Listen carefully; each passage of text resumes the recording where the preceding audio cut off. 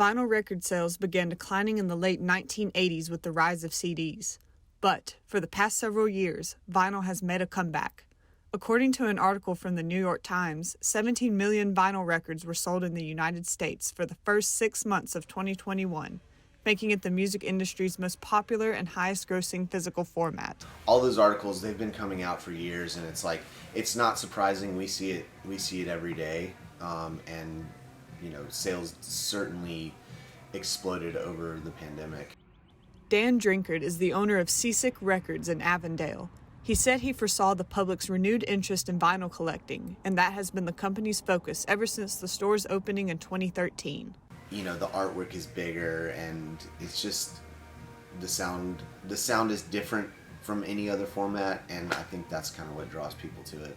According to the Recording Industry Association of America, vinyl's resurgence generated $467 million in retail revenue in 2020. I don't see it slowing down anytime soon.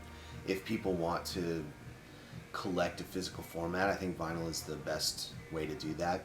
The downside to vinyl's comeback is the question of how the music industry can keep up with production. I don't really know if they're going to be able to keep up with the demand, but there are new pressing plants opening all over the country.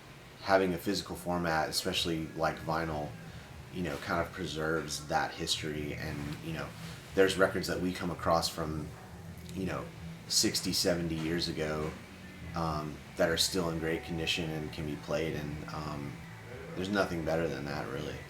Streaming is how the majority of people today access listening to music.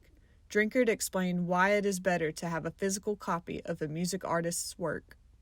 I think, again, buying a physical album for an artist is like the best way to financially support them. Streaming is not going to go away, and I stream music all the time, but there's just something more special about owning a physical copy of a record and being able to pull it out of your shelf and look at the liner notes and all that, and you can't do that with streaming. And so